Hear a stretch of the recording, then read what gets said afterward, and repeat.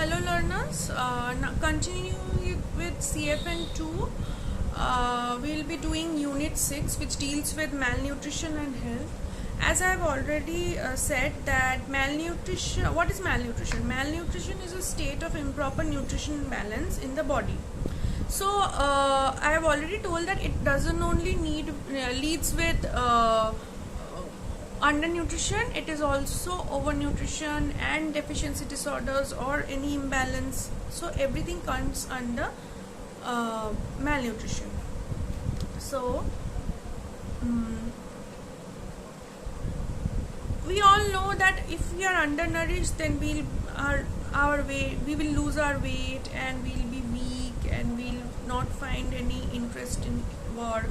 Again, if we are overnourished or maybe we are obese, then we won't be able to work more, or we due to our fat, and there will be more and more kind of diseases, because along with obesity comes lots and lots of diseases.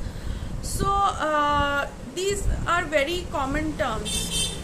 How will we detect malnutrition? See, malnutrition can be detected by many processes, upon which one is nutritional assessment, then biochemical tests, clinical symptoms. We have to do we have to diagnose clinical symptoms, and again that survey. So these four are the common ways of detecting out malnutrition. One important malnutrition type is protein energy malnutrition, which is very common in case of kids. So it is very much seen, and I have already discussed it in MFN 6 and as well as MFN 8. So in the nutritional problems, it is said over there in detail, and also about vitamin A deficiency and all types of deficiency disorders like anemia, goiter, which is iron deficiency disorder. So you can go through those chapters to find out what it is all about. I will not repeat about it. So this is all about Unit 6. Now coming to Unit 7. So Unit 7 deals with food, energy, activity, pattern and body weight.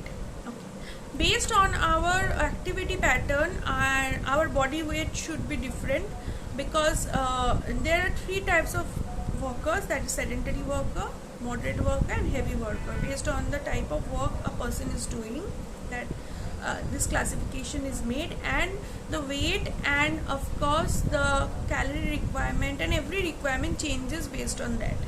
Okay.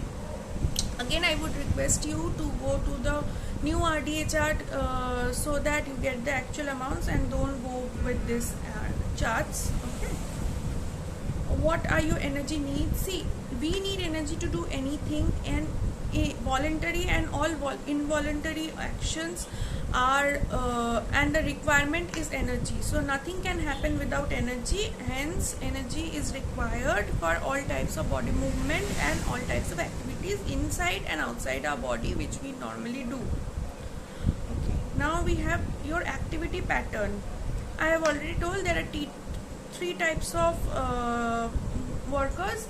One is sedentary worker or the sedentary group, then an active worker group, a very active worker group. Now active worker group is known as moderate worker, and very active is heavy worker. Like sitting in front of the laptop or doing a desk job comes under sedentary work.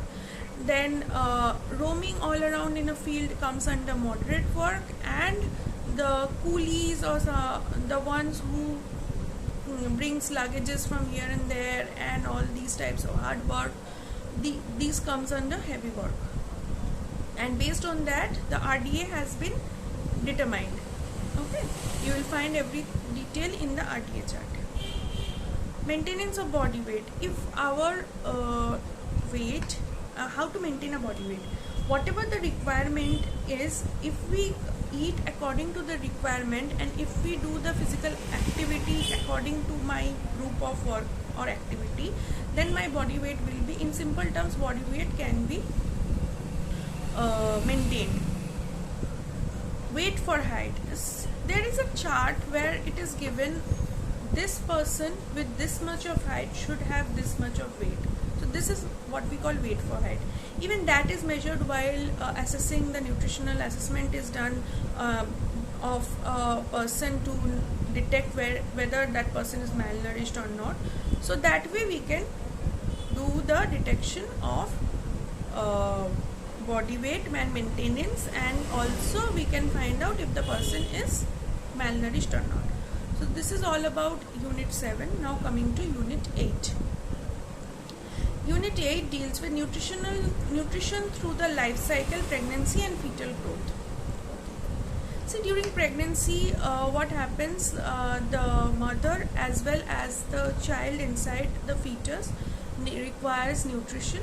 So both the nutritional requirements are fulfilled by the food which is taken in by the pregnant mother. So that way the requirement increases in compared to a normal female. So that way we should keep in mind, it is also defined in RDA chart, and you can like based on the trimester or how many months pregnant the lady is, the requirement should be followed. Importance of nutrition during pregnancy. Of course, we need energy and minerals and vitamins and proteins for the growth of the fetus and also the well-being and healthiness of the mother. So it is very much important so that the mother gets ample amount of nutrition. Do's and don'ts for pregnant mothers. Okay, here are some do's and don'ts. Some do's: have a checkup regularly, eat a well-balanced diet, take care of yourself for your own sake as well as for the baby, pay attention to your skin, breast, teeth and blood circulation, do a few simple exercises, these help you relax, avoid over-excretion and violent exertion, include sufficient roughage in your diet to avoid constipation, vegetables including leafy vegetables, fruits, whole grains, etc. provide roughage. Drink plenty of water. If you are a diabetic, have a regular checkup and see the diabetes is well under control. Some don'ts: do not curtail your diet for short periods. This is not advisable. Especially eating too little cereals may harm the baby. Never take any drugs without a doctor's advice and supervision. Some drugs are harmful for the baby. Smoking is harmful for the baby. Do not smoke. Do not drink alcoholic drinks, but if you do it moderately. There are certain complications which comes under pregnancy. First is nausea and vomiting. Due to the movement of fetus, a lady who is pregnant always feels nauseatic or sometimes she vomits. Constipation. Due to excessive, what happens is, constipation is also a huge problem, and that's why it is recommended that the person takes ample amount of green leafy vegetables, so that constipation doesn't occur in such case, because due to the fetus, and there is a hindrance or resistance occurring during of the fetus, like the fecal amount going to the anus. So that's why this resistance is caused, and that's why this happens. Constipation is very common.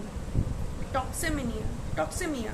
Many women have a swelling or puffiness around the ankles in late pregnancy. However, in some, especially in poorly nourished ones, basically toxemia can also be said edema, okay, which we normally call water accumulation near the leg or like the feet and hands. So this happens normally.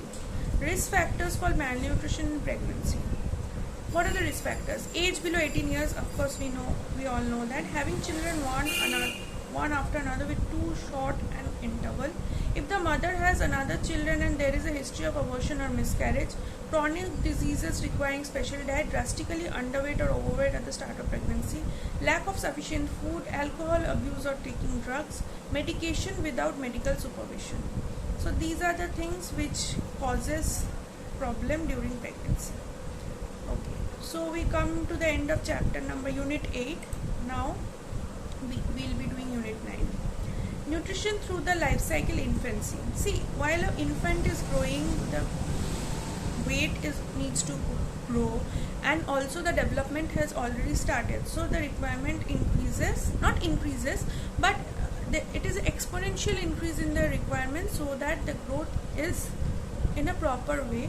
And at that time, as the mother is also breastfeeding, that's why the mother also should take, a lactating mother should also take ample amount of nutrition, because even after 6 months also the breast milk is also providing nutrition to these infants, and before that this is the only thing which which provides nutrition, so this should be taken care of. The requirements of a lactating mother and an infant is given in the RDA chart. Okay. Breast milk is the best choice of food for infants because breast milk is adequate to meet the nutritional needs of infant, easily digested, and nutrients from it are more easily absorbed. Rich in substances which protect the baby from many infectious diseases, the milk supply automatically adjusts the baby's needs. It protects the infant against allergy during the most vulnerable period. It is economically convenient and very thin. Here are some guidelines for engagement of breastfeeding of mothers. Put the baby to breast soon after delivery. Let the baby be fed on demand, that is, whenever it wants. Encourage cleanliness. Until the baby is 3-4 months old, you need to give the baby only boiled and cooled water in addition to breast milk. Breastfeed as long as possible. If the infant is too weak, expel milk from the breast and feed it in a cup or a katori with a spoon. Calm and quiet atmosphere favors maximal milk secretion. Okay.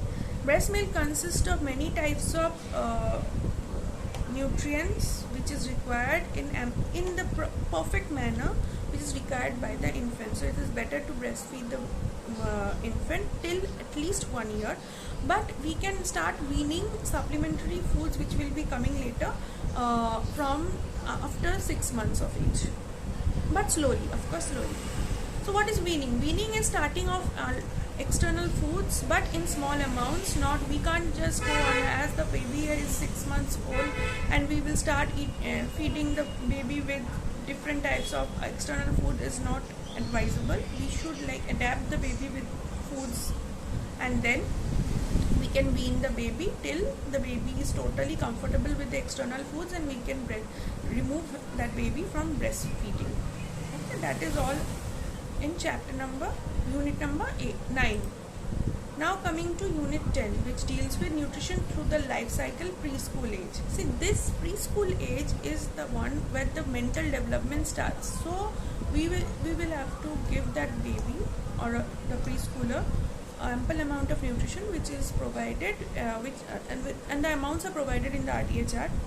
And if you notice the RDA chart, you will find that all the stages have been distinctly differentiated in the chart, so that all the requirements of every nutrient is specifically given.